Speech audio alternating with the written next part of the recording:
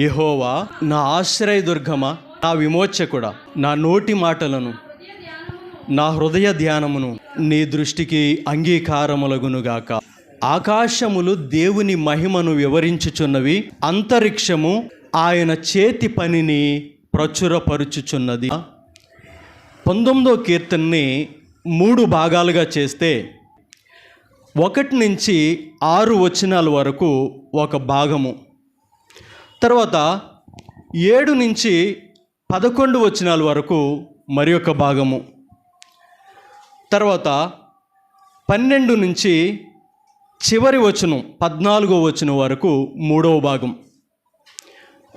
దావీదు ఈ యొక్క కీర్తనను వ్రాయగా, ప్రియమైన దేవుని ప్రజలరా, మొదటి భాగంలోనికి మనం వెళదాం రండి. మొదటి భాగమును మనం జ్ఞాపకం చేసుకుందాం. మొదటి భాగం వచ్చేసి 1 నుంచి 6 వచనాల వరకు. ఆకాశములు దేవుని మహిమను వివరించుచున్నవి, అంతరిక్షము ఆయన చేతి పనిని ప్రచురపరుచుచున్నది. ఆకాశముల గురించి అనేకమైన విషయాలు ఉన్నాయి. ఆకాశములు, మొదటి ఆకాశము, రెండవ ఆకాశము, పౌలు భక్తుడు అంటాడు 3వ ఆకాశము అని చెప్పి మాట్లాడుతుంటాడు.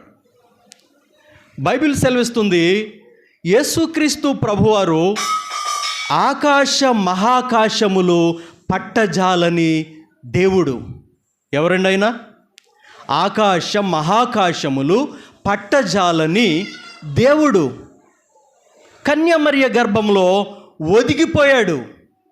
ఆయనకున్న అధికారాన్ని పక్కన పెట్టి, ఆయనకున్న సర్వాధికారాన్ని పక్కన పెట్టి, ఆయనకి ఉన్న ప్రభావాన్ని, ప్రియమైన వాళ్ళరా, పక్కన పెట్టి ఆయన ఏం చేశాడంటే, ఆకాశ మహాకాశాలు పట్టజాలని దేవాతి దేవుడు కన్యమరియ గర్భంలో ఒదిగిపోయాడు. దేవునికి మహిమ కలుగునుగాక.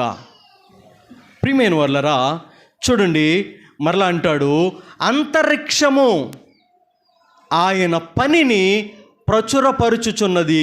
అంతరిక్షము ఆయన పనిని తెలియచేస్తూ ఉంది. ఈరోజు మనుషుడు అతిశయపడేదేంటో తెలుసా?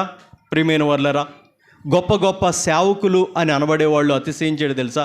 నా ద్వారా ఎన్నో ఆత్మల రక్షణ పొందుతున్నాయి, బాప్తీసాలు పొందుతున్నారు, మందిరాలు కట్టాను నేను అని చెప్పి, ప్రియమైన వాళ్ళరా, వాళ్ళ అతిశయం అలా ఉంటుంది.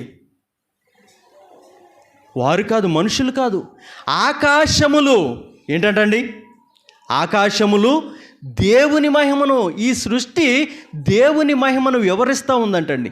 అంతరిక్షము, గ్రహాలు, సూర్యుడు, చంద్రుడు, నక్షత్ర సమూహము, గెలాక్సీ సమూహము ఏం చేస్తున్నాయి అంటే ఈ దేవుని మహిమను వివరిస్తూ ఉన్నాయి.